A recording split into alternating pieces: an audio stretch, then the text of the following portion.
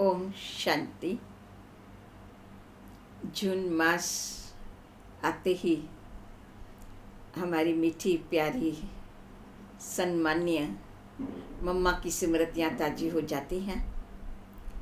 आज हम देखेंगे कि जगदीश भाई जी ने मम्मा के लिए नया जन्म, नया कर्म, उसके बारे में बताया है कि कैसे मम्मा का नया जन्म हुआ।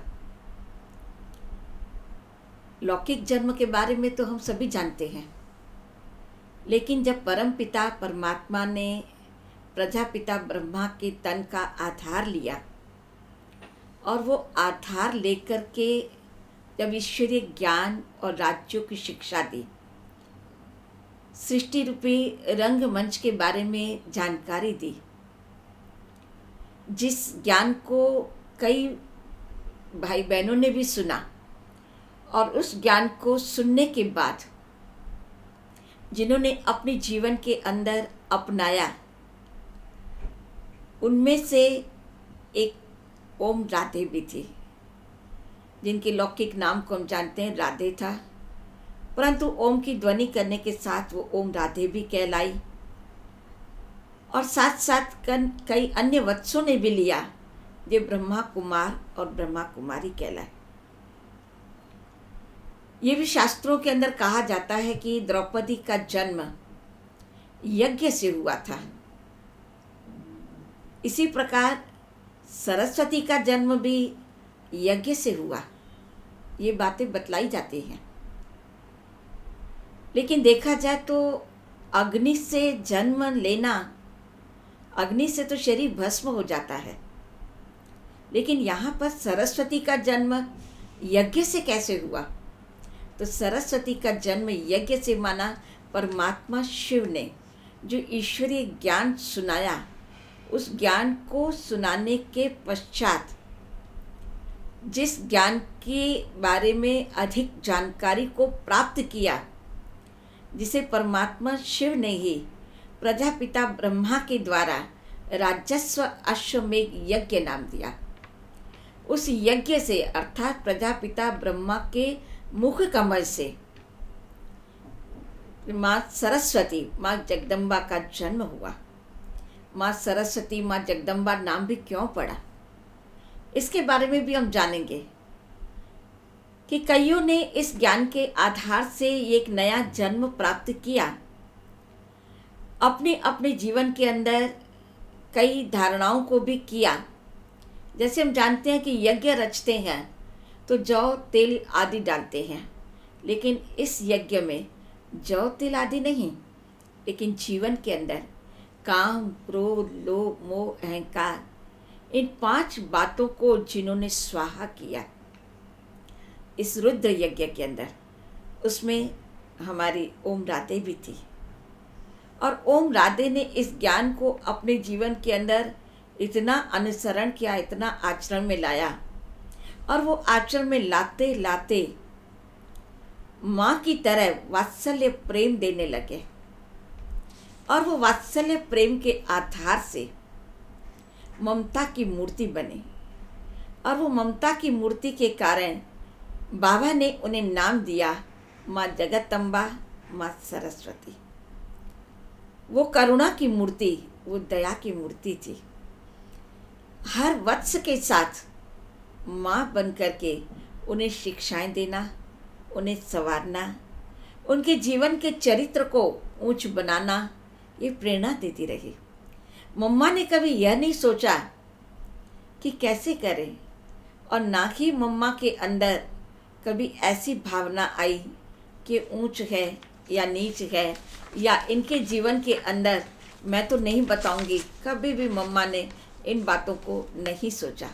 लेकिन मम्मा के बोल से, मम्मा के इस ज्ञान के आधार से वहाँ के कई प्रशंसक बन गए उनके। मम्मा बहुत छोटी आयु की थी, लेकिन प्रशंसक कई थे, क्योंकि मम्मा जब ज्ञान सुनाती थी तो ऐसा लगता था कि जैसे वो ज्ञान की लोरी सुना रही है।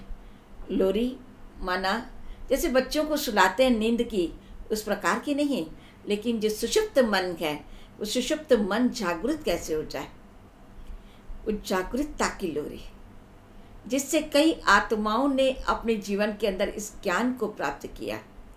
कईयों का जिस लोरी को सुन करके नया जन्म हुआ, जिसे द्विज भी कहा गया। तो ऐसे मीठी मम्मा बड़े प्यार से ज्ञान को सुनाया करती थी। कभी कभी मम्मा इसी ज्ञान को गीत के आधार से बड़े सुरीली मीठी आवाज़ से ज्ञान को दिया करती थी। इसी आधार से मम्मा की कई विशेषताएं, वो निसंकल्प, निर्भय, निर्मल, शांत, कई गुणों से सुशोभित थे। ऐसे सुशोभित होने के कारण आप जानते हैं कि जब पाकिस्तान के अंदर इस ज्ञान को दिया गया, जो छोटी छोटी बहनें या कुछ भाई भी इस ईश्वरीय विश्वविद्यालय यानी उस समय की ओम मंडली से जुड़े, तो कईयों को ये बातें नहीं भी पसंद आई। क्यों नहीं पसंद आई? उसका रीज़न ये था कि उस समय भगवानुवाच्य था कि अपने जीवन के अंदर शराब, मांस, मछली, अंडा, प्याज, लहसुन, इन चीज़ों का सेवन नहीं करना है। मम्मा बड़े प्यार से इस बात की भी शिक्षा देती थी और मम्मा कहती थी कि इन चीज़ों ने हमें नहीं पकड़ा है, हमने इन चीज़ों को पकड़ा है। इसलिए हमें इन चीज़ों का त्याग करना है, छोड़ना है, अपने जीवन के अंदर ब्रह्मचर्य व्रत को पालन करना है। तो जब मम्मा इस प्रकार की शिक्षाएं दिया करते थे, तो उस समय कई प्रकार के विघ्न, कई प्रकार की समस्याएं, कई प्रकार की पिकेटिंग करना, धरना मार करके बैठना, न्यायालयों में जाना, कई प्रकार की इस प्रकार की बातें हुई। लेकिन मम्मा बिल्कुल निर्भय, कोई संकल्प नहीं, बिल्कुल निश्चय बुद्धि थी। मम्मा को कभी ये विचार नहीं आया ये सब क्या हो रहा है। उन्हें बिल्कुल निश्चय था ये परमात्मा का कार्य है, ये प्रजापिता ब्रह्मा, वो तो परमात्मा का आधार है, लोन लिया है परमात्मा ने, और उनके द्वारा भगवान हमें ये ज्ञान दे रहा है। इतनी पक्की अटूट निश्चय बुद्धि होने के कारण वो जरा भी घबराए नहीं। आप सोच सकते हैं कि इतनी छोटी सी उम्र में इतनी सारी परिस्थितियाँ, इतनी सारी परेशानियाँ, इतने सारे विघ्न किसी के पास नहीं आ सकते। लेकिन उस छोटी सी उम्र में मम्मा बड़ी निर्भय होकर के उन सारी बातों का सामना करती रही। जब मम्मा को ये सारी बातें कही जाती थी कि मम्मा ऐसा है, मम्मा ऐसा है, तो मम्मा कहती कि नहीं, ड्रामा में सब निश्चित है, भगवान का कार्य है, ये हमारा कार्य नहीं है। तो भगवान के कार्य को निश्चित रूप से चलना ही है, ड्रामा अटल है। इस बात में जब मम्मा अटल रही तो इन परिस्थितियों को वो पार कर सके। ऐसे मम्मा दृढ़ विश्वासी, एकात्म विश्वासी थी। जगदीश भाई ने कहा कि उस समय अगर मम्मा घबरा जाती तो हम इस विश्वविद्यालय को किस प्रकार से करते। तब मम्मा ने ये भी कहा था कि ये मेरा कार्य तो है ही नहीं, और मम्मा को ये भी बड़ा निश्चय था कि हुक्म ही हुक्म चला रहा है, करण करावन खार वो चला रहा है, मैं कर रही हूँ, मेरे कहने से न्यायालय में ये बात पास हो गई, छोड़ दिया गया नहीं। मम्मा को ये था कि करण करावन खार तो वो स्वयं बाबा है, वो बैठा है। आज आप हम सभी भी निश्चय जरूर रखते हैं भगवान में, परमात्मा में निश्चय है, लेकिन जब कोई शायद बातें आ जाएं तो हम थोड़ा सा संकल्पों में आ जाएंगे। निश्चय नहीं कम होगा, लेकिन संकल्पों में जरूर आएंगे। लेकिन मम्मा उस समय भी निसंकल्प, साधारण संकल्प या व्यर्थ संकल्प तो नहीं, लेकिन बिल्कुल निसंकल्प अवस्था, वो बड़ी एक हाईएस्ट स्टेज है, ऐसी वो स्टेज पर रहती थी। इसलिए उनके चेहरे पर आप देखेंगे तो हर्षित मुक्ता, जिसे मुस्कान कहते हैं, चेहरे पर रूहानियत थी, वाणी में मधुरता थी, व्यवहार में सरलता थी। ये सारी बातें उनके जीवन के अंदर इसलिए देखने को मिली कि वो निसंकल्प थी। तो ऐसे मम्मा ने हम सभी को भी प्रेरणा दी कि आपको भी अपनी जीवन इसी आधार से निसंकल्प रीति से चलानी है और बनानी है। तो अब वो हम किस प्रकार से बनाएं? तो मातेश्वरी जी का चित्त वह भी बिल्कुल शांत था। आप देखेंगे कि हमारे चित्त के अंदर कोई और बातें आ जाती हैं। कोई बात समस्या होगी, उससे संबंधित न जाने हमारे मन चित्त में कितनी बातें आ जाएगी, लेकिन उनका बिल्कुल चित्त जो था वह बिल्कुल शांत था, वो शुद्धता थी। ऐसा होगा, क्या होगा, किस प्रकार से होगा, यह भी उनके मन के अंदर नहीं था। उनके दिव्य नेत्र, रूहानियत के नेत्र, उनके दिव्य आभा मंडल ही वह कार्य अपने आप कर लेता था। दूसरी बात मम्मा की यह भी थी कि मम्मा को जब बाबा किसी भी प्रकार की सेवा को कहा करते थे तो मम्मा का हाँ जी। कभी भी मम्मा ने यह नहीं सोचा कि बाबा मैं ये सेवा कैसे करूँगी या मुझे यह सेवा तो आती नहीं है। मम्मा कह देती हाँ जी, और हाँ जी कहने के साथ मम्मा वो जिम्मेवार हो गई। मम्मा समझती थी ये मेरी जिम्मेवारी है, ये मुझे करना है, क्योंकि भगवान ने मुझे कहा है, उसका आदेश है। ब्रह्मा का आदेश है वह भी नहीं, लेकिन भगवान का वो आदेश है। इसलिए भगवान के आदेश को समझ करके किसी भी सेवाओं को करने के लिए मम्मा ने ना नहीं कहा, लेकिन हाँ जी इस शब्द को पक्का रखा। तीसरी बात मम्मा के अंदर था श्रीमत। भगवान ने जो श्रीमत दी है उस श्रीमत को यथार्थ रीति से अपने जीवन के अंदर अपनाना। कभी भी श्रीमत में अपने विचारों को, यानी जिसे कहते हैं मिक्सचैरिटी करना, कभी भी अपने विचारों को या दूसरे के विचारों को उन्होंने नहीं किया। भगवान की श्रीमत माना श्रीमत। वो इसलिए कहती थी कि जितना हम श्रीमत पर चलते हैं तो बाबा हमें जो श्रेष्ठ बना रहा है तो हमारी जीवन वैसी श्रेष्ठ बन पाएगी। जब कोई भाई बहन भी कोई बात कहते तो मम्मा उन्हों को भी शिक्षा देती थी कि हमें किसी भी बात में मिक्सचैरिटी को नहीं लाना है। ये बात विशेष मम्मा हर भाई बहन को ध्यान खिंचवाती थी। साथ साथ जब बाबा और मम्मा अलग अलग बंगलों पर रहे तो बाबा प्रत्येक दिन ज्ञान की कुछ बातों को लिख करके पत्र के द्वारा भेजते थे। तो मम्मा उन ज्ञान की बातों को इतना विस्तार से और सरलता से बच्चों को समझाते थे, बताते थे, ताकि उनको अपने जीवन के अंदर करना वो आसान हो जाए। और मम्मा एक एक बात में ज्ञान की गुह्यता में, गहनता में जाती थी। वो अंतर्मुखी भी थी। तो ज्ञान की गुह्यता में जाते जाते वो स्वयं ही ज्ञान वीणा वादिनी बन गई। कई गुण मम्मा के इसी प्रकार से स्वतः, यानी एक नेचुरलिटी से उनके अंदर धारण हो गए। मम्मा को किसी भी गुणों को धारण करने में कोई भी प्रयत्न वह नहीं करना पड़ा। तो मम्मा ने हम बच्चों को कई प्रकार की शिक्षाओं से श्रृंगारा है, संवारा है। हमें भी मम्मा की बातों से जीवन के अंदर कुछ शिक्षाएं लेनी है, कुछ सीखना है, कुछ समझना है।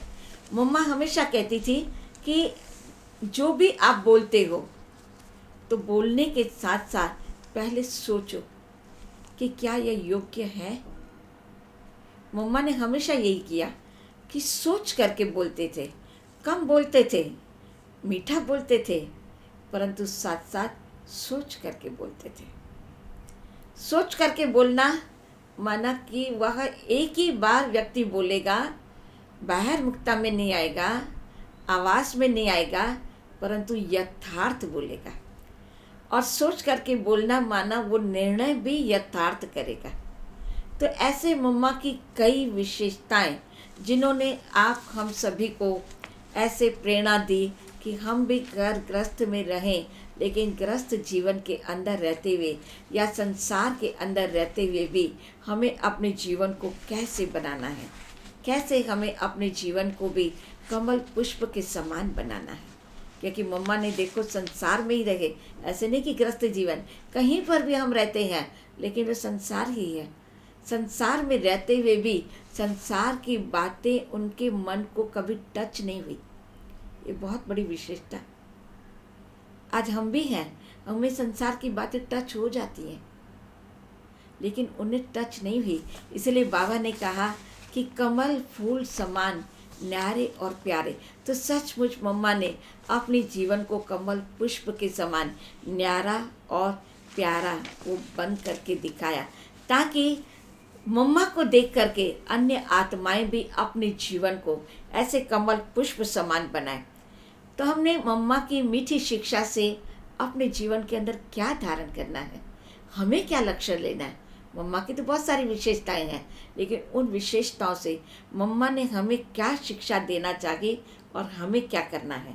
तो हमें भी मम्मा के समान सस्य पूर्व कमल पुष्प समान, कोई भी इस दुनिया का कांटा, इस दुनिया की परिस्थितियाँ, इस दुनिया के विघ्न वो हमें टच ना करें, हम उससे डिटैच रहें, हम अशरीरी रहें। दूसरी बात, मम्मा ने जैसे आहुति दे दी काम क्रोध लोभ मोह अहंकार की, वो मम्मा ने प्रैक्टिकल करके दिखाया। तो हमें भी अपने जीवन के अंदर आहुति देनी है।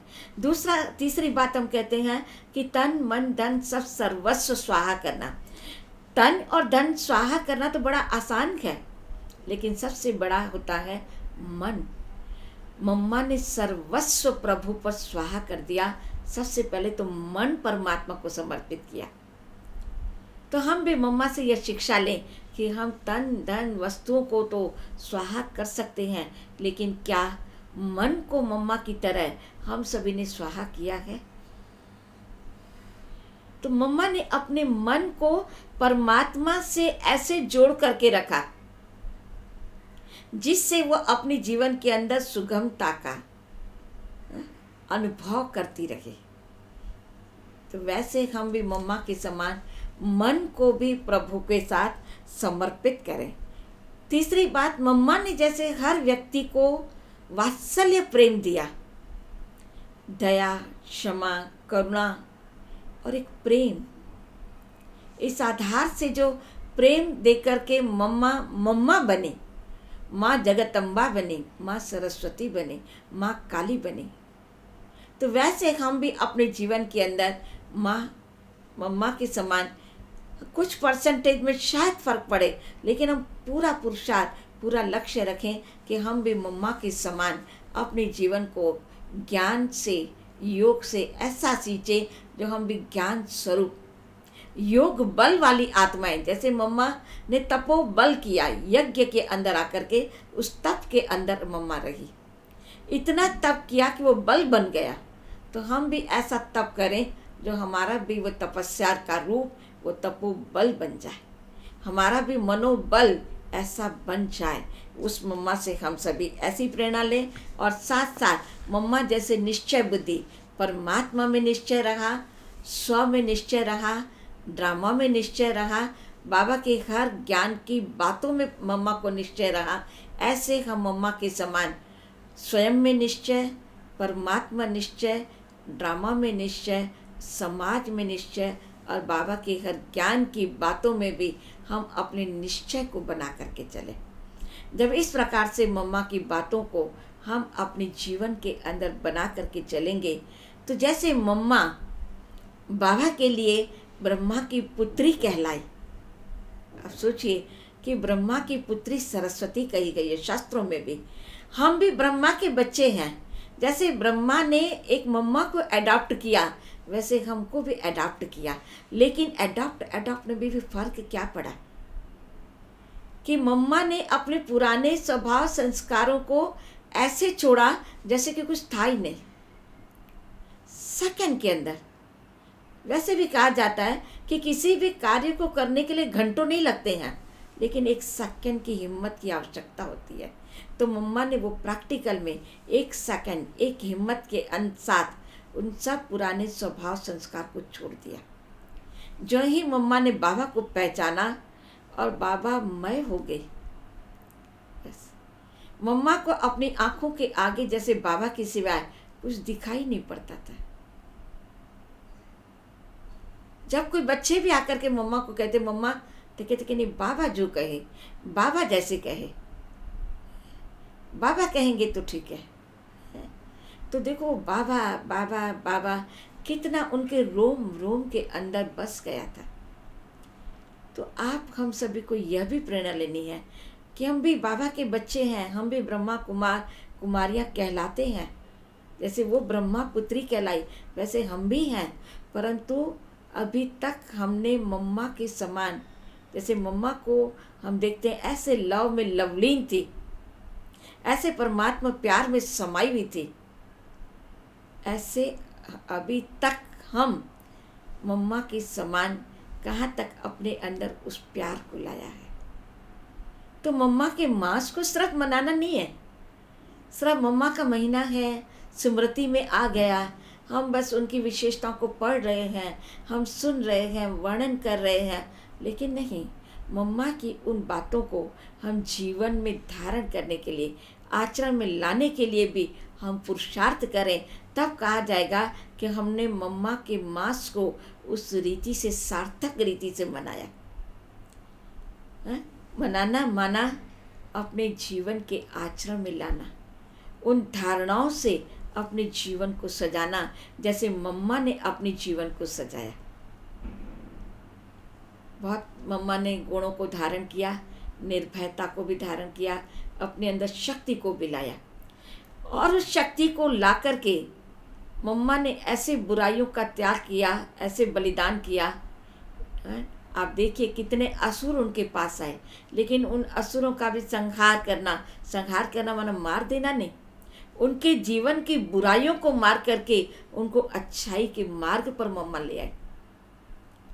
जिनों के अंदर आसुरी गुण थे, उनके आसुरी गुणों को परिवर्तन करके मम्मा ने उन बच्चों के अंदर भी दिव्यता के संस्कारों को डाला। मम्मा एक शेरनी और शक्ति रही। तो ऐसे हमें अपने जीवन के अंदर भी, जगदीश भाई ने बहुत अच्छी बात कही कि मम्मा ने तो किया, लेकिन अब मम्मा के आधार से हम बच्चों को भी प्रेरणा लेनी है। हम भी इसी प्रकार से बन करके दिखाएं। हमारे आगे तो मम्मा और बाबा हैं, जिनको देख करके हम अपने जीवन को बना सकते हैं, लेकिन मम्मा क्यों बनी?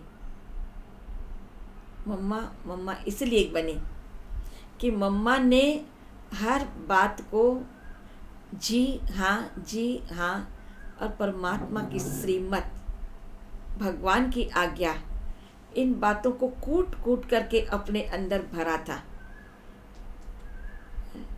जैसे कहते ना कि माँ जब अपने जीवन के अंदर कुछ चीज़ों को अपनाती है तो उसको देख करके बच्चे भी करते हैं। तो सचमुच यहाँ पर हमने इस बातों को देखा कि मम्मा ने अपने अंदर ऐसा भरा जिसको देख करके हम सभी ब्राह्मण कर सकते हैं। तो सिर्फ हम मम्मा के बातों को सुने, वर्णन करें नहीं, लेकिन साथ साथ मम्मा की बातों को जीवन में लाएं, अपनाएं, और अपनी जीवन भी मम्मा के समान, कमल पुष्प समान, गुलाब के फूल के समान, जिसको कोई कांटा भी टच ना कर सके, ऐसा हम डिटैच, अशरीरी स्थिति का, जैसे मम्मा हर कार्य करते हुए भी ऐसे लगती थी कि जैसे यहाँ नहीं है, ऐसे हमें भी इतना डिटैच रहने का अभ्यास करना है। यही आज हम आप सभी मम्मा की बातों से प्रेरणा को लेंगे और अपने जीवन धन्य बनाएंगे। लेकिन आज मम्मा के लिए बहुत सारी बातें सुनी हुई हैं, वह भी साथ में याद आ रही हैं, लेकिन यहाँ पर ही मैं इतना कहूँगी कि ऐसी मीठी प्यारी मम्मा, जगत जननी, जिसे स्वयं भगवान ने जगत जननी बनाया, किसी मनुष्य ने उसे जगत जननी नहीं बनाया, स्वयं भगवान ने बनाया है। ऐसे जगत जननी माँ को हम शत शत नमन करते हैं और साथ साथ संकल्प करते हैं कि मम्मा की विशेषताओं को हम भी अपने जीवन के अंदर अपना करके अपने जीवन को ऐसा श्रेष्ठ, सत्यवादी और साथ साथ सभ्यतापूर्ण बनाएंगे। ओम शांति।